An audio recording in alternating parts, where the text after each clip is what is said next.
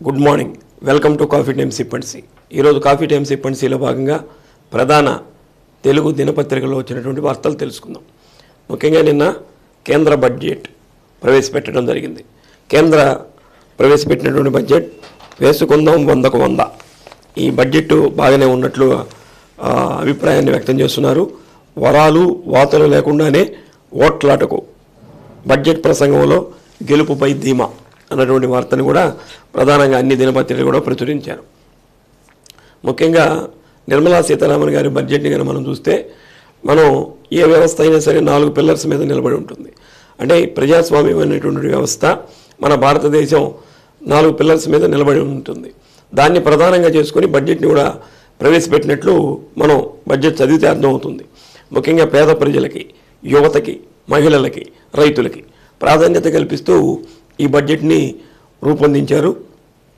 మహిళలు వాళ్ళ కాళ్ళ మీద వాళ్ళు నిలబడే విధంగా వాళ్ళకి 3 కోట్ల మంది మహిళల్ని లక్షాధికారులుగా చేసేటువంటి దృక్పథంతో ఒక పథకాన్ని కూడా తీసుకొచ్చారు. అలానే 30 లక్షల కోట్లతోటి కూడా వాళ్ళ గతంలో రుణాలు ఇచ్చినటువంటి ఒక వార్తను కూడా చూస్తున్నాం. అలానే యువతకు సంబంధించి వాళ్ళ కాళ్ళ మీద వాళ్ళు నిలబడేటందుకు స్కిల్ డెవలప్మెంట్ ప్రోగ్రాముల ద్వారా 1,00,000 కోట్ల రూపాయలు దానికి కూడా నిధులు కేటాయించినట్లు ఈ బడ్జెట్లో తెలుస్తుంది. అయితే రైతులకు సంబంధించి కూడా వాళ్ళకి గిట్టుబాటు ధర కల్పించడానికి కానీ వాళ్ళకి సబ్సిడీల రూపంలో ఇవ్వడానికి దానికి కూడా ప్రధాన పీట వేశారు. అంటే యువత, మహిళలు, రైతులు వీటి మీద ప్రత్యేకమైన దృష్టి పెట్టడం ద్వారా సమాజంలో ఉన్నటువంటి పేదరికాన్ని నిర్మూలించవచ్చని ఈ బడ్జెట్ ద్వారా తెలుస్తుంది. నిర్మలా సీతారామన్ గారు కూడా ఈ విషయాన్ని ప్రస్తావన చేశారు. ఇక ఉమ్మడి ప్రాజెక్టులు అప్పగింతకు ఓకే. త్రిసభ్య కమిటీ భేటీలో అంగీకరించిన 2 రాష్ట్రాలు. మనకి ఉమ్మడి రాష్ట్రాలకు సంబంధించి నీటి హక్కు మీద నిన్న త్రిసభ్య కమిటీ సమావేశం జరిగినట్లుంది. దానికి సంబంధించి 2 రాష్ట్రాలు ఈఎన్సీలకే అప్పగించేటటువంటి బాధ్యతని వాళ్ళు తీసుకున్నారు. ఇది ఒక మంచి పరిణామమే. ఇక మనకి పార్లమెంటు సమావేశాలు నిన్నటి నుంచి ప్రారంభమైనాయి. రేపు 5వ తేదీ నుంచి అసెంబ్లీ, మండల సమావేశాలు కూడా జరుగుతున్నట్టు నోటిఫికేషన్ వచ్చింది. అంటే ఇక ఈ కమిటీకి సంబంధించి అంటే ఏదైతే ఈ శాసనసభ ఇది ఉందో ఆఖరి సమావేశాలు కూడా మనకు అర్థం చేసుకోవచ్చు. ఇక ఆంధ్రజ్యోతి దినపత్రికను చూస్తే బడ్జెట్ ప్రవేశపెట్టిన తర్వాత నిర్మలా సీతారామన్ గారు ఒక మాట చెప్పారు. మళ్ళీ అధికారం మాదే, అద్భుతమైనటువంటి మెజారిటీతో గెలుస్తామని చెప్పి వారు ఈ బడ్జెట్ ప్రసంగం అనంతరం వారు వ్యాఖ్యానం చేయడం జరిగింది. మోడీ గారు కూడా ఈ బడ్జెట్ మీద వారు మాట్లాడారు. దేశాభివృద్ధికి గ్యారంటీ. ఇప్పుడు నిన్న ప్రవేశపెట్టినటువంటి బడ్జెట్ దేశాభివృద్ధికి గ్యారంటీగా నిలుస్తుంది అన్నటువంటి అభిప్రాయాన్ని వ్యక్తం చేశారు. యువతకు భారీగా ఉపాధి అవకాశాలు మోడీ గారు చెప్పినటువంటి విషయాన్ని ప్రధానంగా వేయటం జరిగింది. ఇక మన జిల్లా వార్తలు కనుక తీసుకుంటే ఈరోజు జిల్లా అవతరించినటువంటి దినోత్సవం. 1970లో ఒంగోలు జిల్లాగా ఆవిర్భవించినటువంటి ఈ జిల్లా 1972లో ప్రకాశం జిల్లాగా రూపాంతరం చెందడం జరిగింది. ఫిబ్రవరి 2వ తేదీని జిల్లా అవతరణ దినోత్సవంగా జరుపుకుంటూ ఉంటారు. ఈరోజు కూడా జిల్లా అవతరణ దినోత్సవాలు జరుపుకోవడానికి ప్రకాశం భవనంలో అన్ని రకాలైనటువంటి ఏర్పాట్లు చేయడం జరిగింది. ముఖ్యంగా మనకి ప్రకాశం పంతులు గారి కాంస్య విగ్రహం అక్కడ ఉంది. ఆ కాంస్య విగ్రహానికి పూలమాలలు వేసి నివాళులర్పించడం, తర్వాత ప్రకాశం భవనంలో ఒక ప్రత్యేక కార్యక్రమాన్ని ఏర్పాటు చేయటం, నగరంలో జిల్లాలో ఉన్నటువంటి ప్రముఖుల్ని సన్మానించే కార్యక్రమం ఇవన్నీ కూడా జరుగుతాయి. అది ప్రకాశం భవనంలో నిర్వహించేదానికి ఏర్పాట్లు కూడా చేస్తున్నారు. ఇక ఎలక్షన్ పీరియడ్ వచ్చేసింది.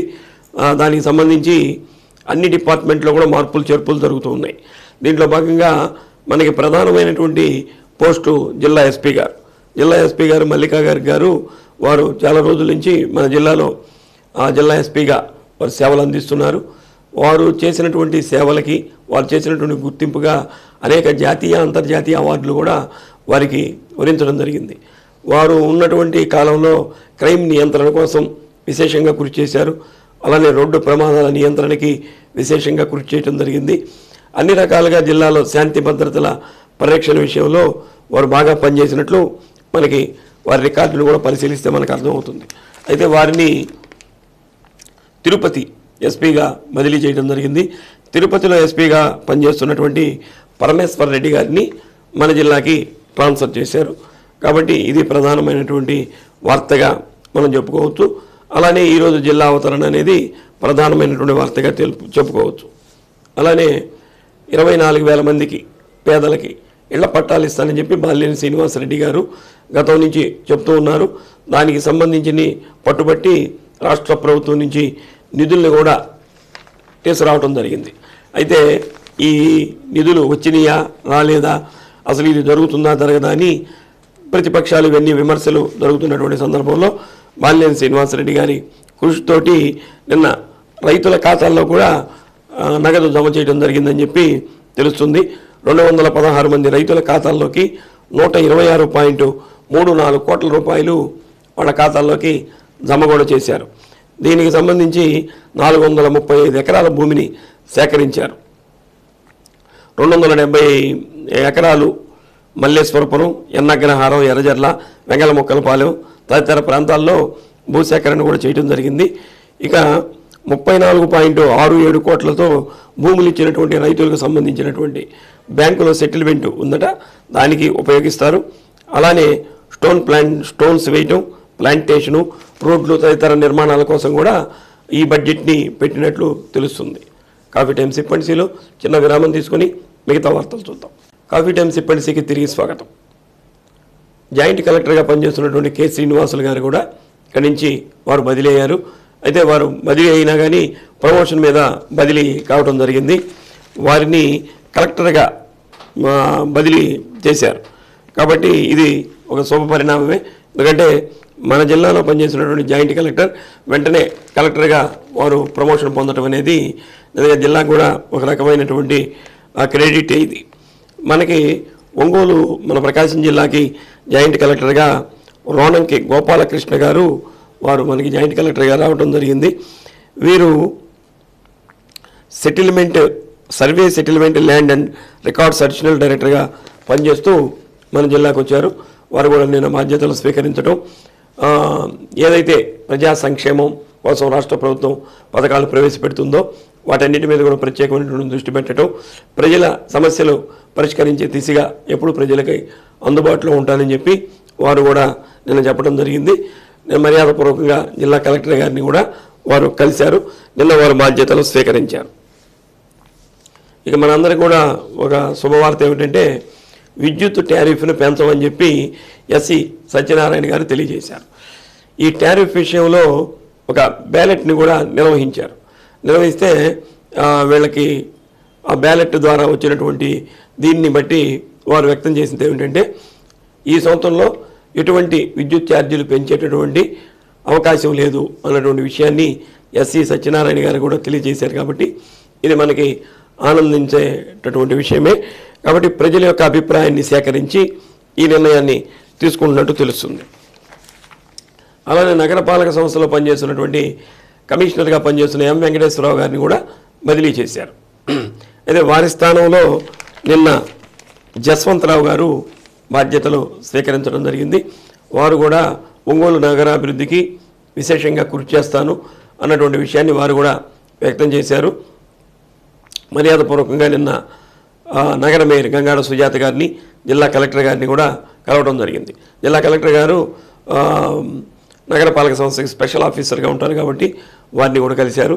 అలానే ఈ అందరినీ సమీకరించుకొని అందరి యొక్క తోడ్పాటుతోటి నగర అభివృద్ధికి విశేషంగా కృషి చేస్తానని చెప్పి యశ్వంతరావు గారు కూడా తెలియజేయడం జరిగింది. అలానే ఈరోజు రాష్ట్ర స్థాయి సమీక్షా సమావేశం జరగాల్సి ఉంది. సాంఘిక సంక్షేమ శాఖ ఆధ్వర్యంలో ఇక్కడ జరగాల్సింది. అయితే కొన్ని కారణాల వల్ల దాన్ని ఏదో పోస్ట్పోన్ చేసినట్లున్నారు. అంటే ఈరోజు జిల్లా అవతరణ మహోత్సవాలు ఇవన్నీ ఉన్నాయి కాబట్టి పోస్ట్పోన్ చేసినట్లున్నారు. మళ్ళీ ఎప్పుడు చేస్తారనేది ప్రకటన రావాల్సి ఉంది. అదొక వార్తను కూడా మనం ప్రధానంగా చూస్తున్నాం. రేపు ఎంపీ మాగుంట శ్రీనివాసులు రెడ్డి గారు ఒంగోలు వస్తున్నటువంటి వార్తను కూడా ఓటు వేశారు.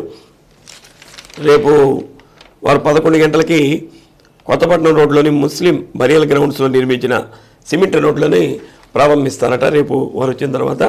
అయినా కానీ రేపు వారి రాకి ఒక ప్రాధాన్యతనైతే సంతరించుకునేదానికి అవకాశం ఉంటుంది.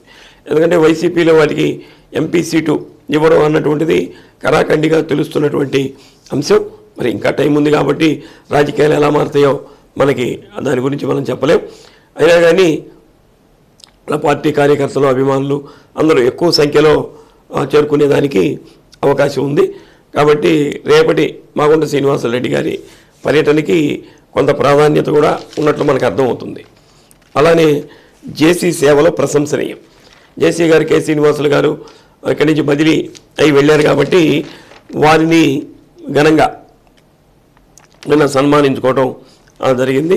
వారు చేసినటువంటి సేవలను కూడా అందరూ కలెక్టర్ గారు, మిగతా డిఆర్ఓ గారు, ఆర్డీఓలు వీళ్ళందరూ కూడా ప్రశంసించారు. వారు ఉన్నటువంటి కాలంలో చిత్తశుద్ధితో పనిచేశారన్నటువంటి విషయాన్ని కూడా తెలియజేశారు. జిల్లాలో దాదాపు 10 నెలల పాటు జాయింట్ కలెక్టర్గా కె శ్రీనివాసులు గారు బాధ్యతలు నిర్వర్తించడం జరిగింది. అంతకుముందు బాపట్ల జిల్లా జాయింట్ కలెక్టర్గా ఉన్నారు. తర్వాత మన జిల్లాకి రావడం జరిగింది. మొత్తం మీద జిల్లా కలెక్టర్ గారు అలానే సిబ్బంది, జిల్లా అధికారుల సహకారంతో జిల్లా అభివృద్ధికి కృషి చేశానని, ప్రజా సమస్యల పరిష్కారానికి కృషి చేశారని కూడా వారు చెప్పడం జరిగింది. కాబట్టి ఇది ఈరోజు మనకి కాఫీ టైమ్ సిప్పన్సీలో ప్రధానంగా ఉన్నటువంటి వార్తలు. రేపటి కాఫీ టైమ్ సిప్పన్సీలో మళ్ళీ కలుద్దాం. అంతవరకు సెలవు. నమస్కారం.